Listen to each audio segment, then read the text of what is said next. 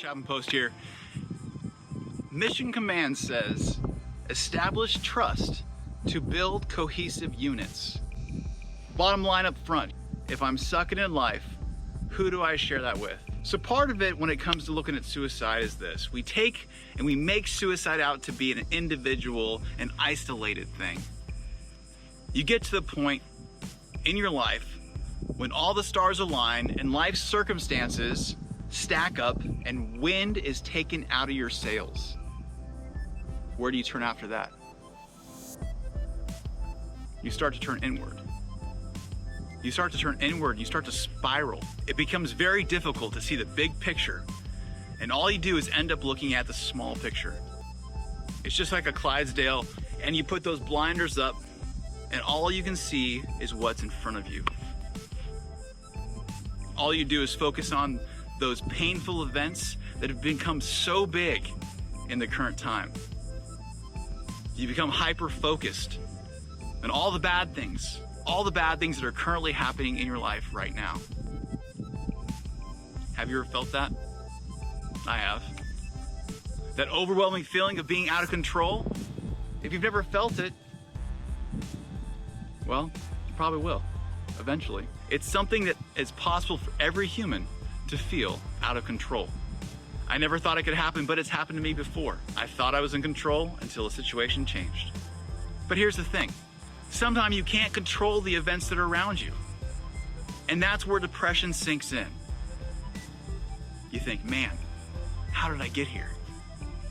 That dark place that I thought I'd never go, I just went. And guess what? Now I'm struggling at work. I can't perform the way I used to be able to perform. Also, I'm struggling at home because now I don't focus on anything else but the problem. I feel like I'm just keeping my head right above water.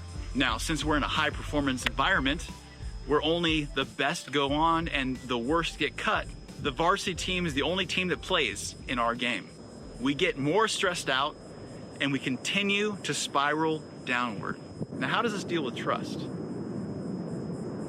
It has everything to do with trust. It's very difficult to trust someone else with that part of my story. Part of me where I cannot see the way out to the other end. When the blinders are up and all I can see is darkness. Where for the life of me, I have no idea how to get out of the situation I'm in. That part of the story is very difficult to share. Oftentimes, we don't look at a person for a person's sake. We look at a person for the position, what they bring to the team. Guys, we mask up. We put our best foot forward. And when people ask, how are we doing? We say, I'm just fine. I'm fine. But deep down, we know we're not fine. We're broken. We're not doing well at all. But the question is, who do we share those deep places with? It's only people that you've allowed access into those parts of your lives that you do share that with. Those people that you're really doing life with.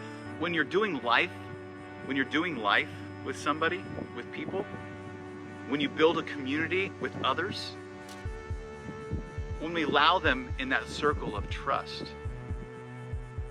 we are allowing them to see the real us, to see the real you.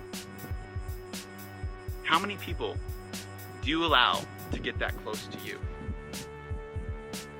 I have a few people in my life that I allow to get that close. But I'm not telling you, I'm not saying it's easy, it's tough. There's a saying, it says, if I don't trust you with me, you will never be able to meet my need, no matter how bad you want to meet that need. But here's the thing, guys. We all need people. And especially in this time of COVID and being restricted to things, we especially need those relationships. We are the best in the sense of community when it comes to Army culture. We have to be, or we fail, right? What we end up doing is making it very difficult to get past those walls we build up or masks we wear to cover who we really are. Because we might think that if you get to know the real me, you won't like me. Am I lovable? Becomes the next thought. Basic human need is to be loved. If the basic human need is to be loved, then let me ask you a question. What kind of environments are you creating at home and at your workplace? Are you creating environments where the worst of me can be known and I'm loved more because of it? And then in a sense drawing people towards you and not away? A safe environment where people feel open to share what's really going on in their life? We can all adjust our focus, can't we? We can always improve, right?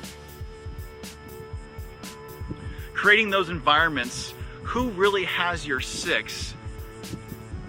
When you really begin to think about the implausible now has become plausible. Let me say it again. When the implausible now has become plausible and all the cards are stacked against you.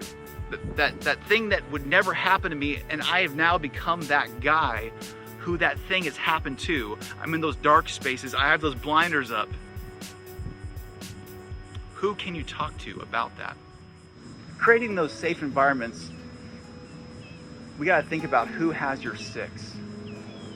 When you really begin to think about this, that the implausible has now become plausible, and the cards are now stacked against you, that something that would never happen, that thing that happens to that guy, but never to me, or that gal, but never to me, it has now happened. Who can you talk to about that? Who really has your six?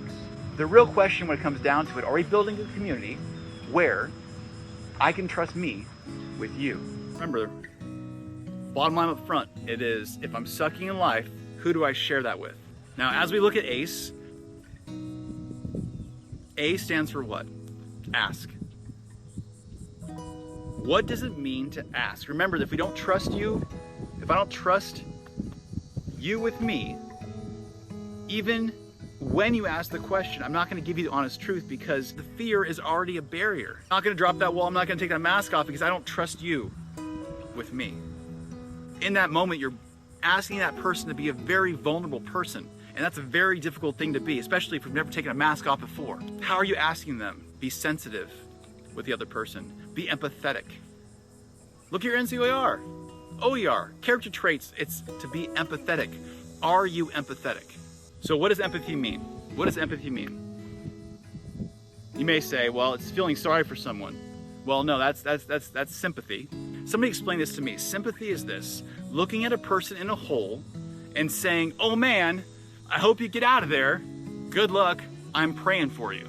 Empathy, on the other hand, isn't trying to find a silver lining for the situation. It's not trying to fix that person. It looks at life through their lens. It's walking down in the hole with that person, getting next to them and saying, sitting there with them and being with them in that hole, in that moment, that dark space. That is empathy. Empathy fuels connection.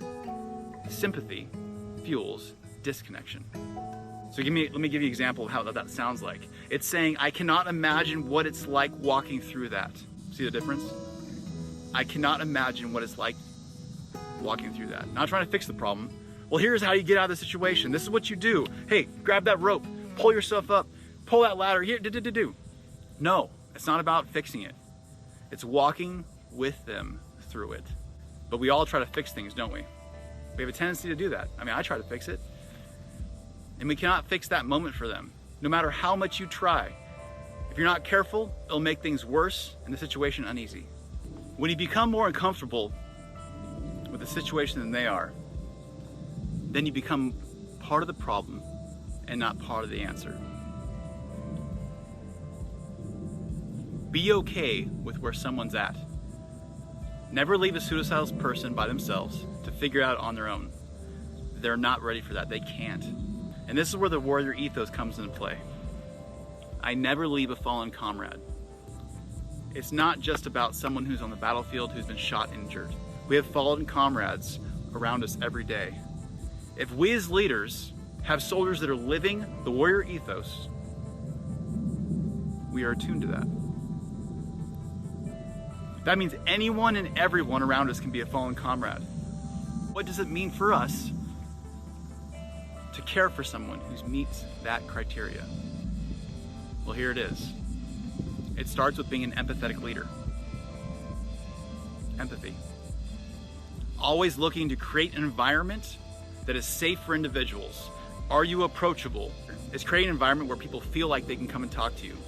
Are you developing that in your life, at your workplace, at your home?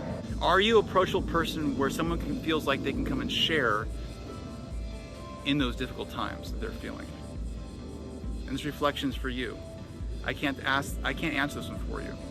This all goes back to Mission Command, so we can connect and build cohesive teams and units. Guys, it all starts with being an empathetic leader. It's about others. It's about loving them, walking with them. Be empathetic.